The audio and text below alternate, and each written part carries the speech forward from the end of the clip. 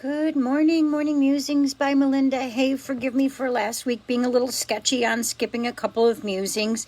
Just wasn't feeling up to snuff. And it's funny, in today's world of COVID-19, if you're not feeling up to snuff, you suddenly get all nervous and jerky about things, don't you? I mean, wow, we are in a tough situation, aren't we? And today's musing is going to be a little controversial.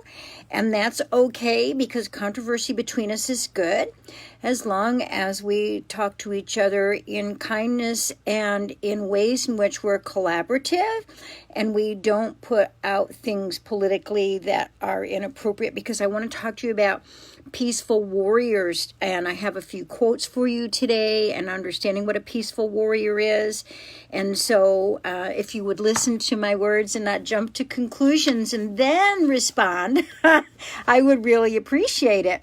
And so let's talk about what are the ways, the 6 signs that you are a peaceful warrior. And we're talking about in a spiritual way, because the best example of a spiritual warrior was Jesus, right? Jesus was a peaceful warrior because he was going up against the norm of the day, and he was a protester in certain ways. And so let's keep that in mind as I'm talking about what are the ways that you can be a peaceful warrior. And the first way is that you speak truth to power and always question authority. Now, I'm not talking about the science of wearing a mask, that we're questioning that authority, which seems to be some kind of a situation in which we've got a lot of issue being taken with each other, because honestly, that's the only way we're going to get through this COVID-19 without infecting each other. And that's not the kind of questioning of authority I'm talking about. I'm questioning the authority of always blindly following someone that may not always be the best person to follow. And, that's what happened with David Koresh and Jim Jones and some things like that. So few people, this is a quote from Albert Einstein, few people are capable of expressing with equanimity opinions which differ from the prejudices of their social environment. Most people are even incapable of forming such opinions. And so we have to start thinking and using our spirit, because our spirit is always embracing, loving, caring, kind, blissful.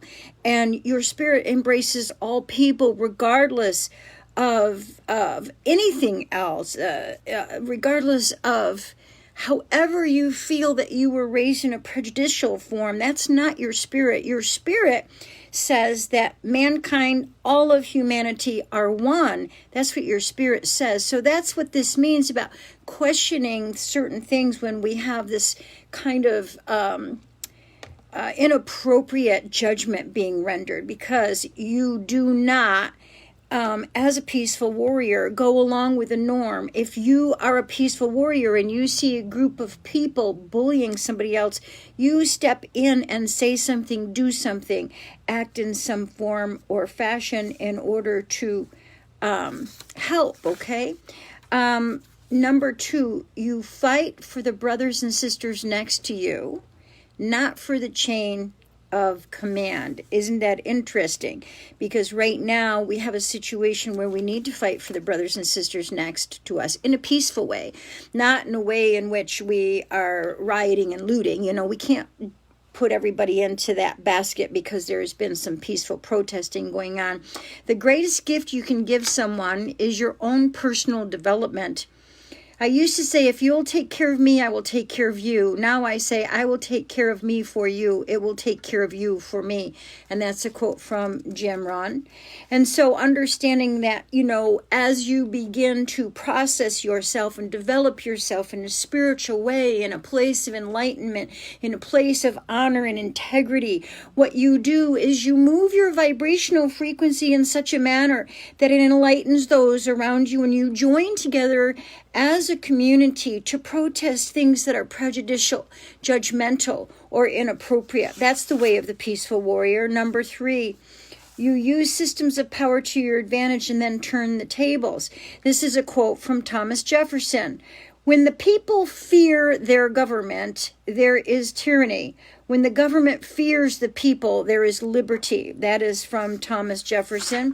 Right now, we need to be in a place of processing together what's going on and making legitimate and careful decisions about what's right, rather than what we're being told, okay?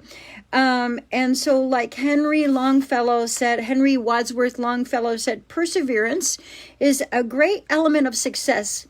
If you only knock long enough and loud enough at the gate, you are sure to wake up somebody.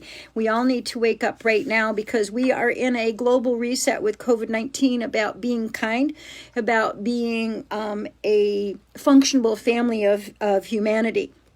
Right now, we're a very dysfunctional family of humanity, and we need to get back into a functional place where we take personal responsibility and leave our judgment at the door and begin to honor each other. Number 4, you seek absolute vulnerability as opposed to secure invulnerability. You have to be vulnerable to learn. There's no two ways around it. You can't be in a situation where you are learning if you're in ego. Vulnerability is the only way to move forward, and we have to allow for that. Number 5, you are an advocate for nonviolence and civil disobedience. Now, I knew this would be a controversial musing, and I see that there are some people on and off here. I'm not, again, advocating for doing anything inappropriate. I'm just saying that, one of the greatest people, Martin Luther King, showed us that civil disobedience, in order to make change, is the change that can be made, okay? And let's see, number 6. You are an autonomous pioneer as opposed to an adjusted settler.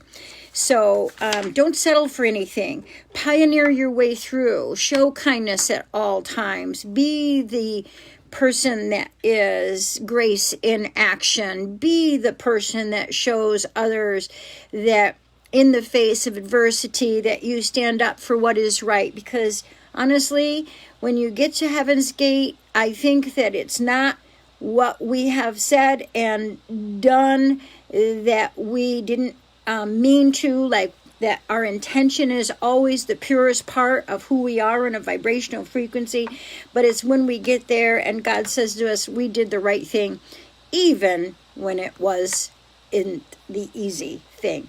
So, okay, have at it. You can have at it all day long. I looked this up and thought, wow, I'm going to have a lot of talking about this, but are you a peaceful warrior? There are 6 signs here that you may be a peaceful warrior, but at least be a peaceful warrior in your own life and do what's right for others around you. Have a great day.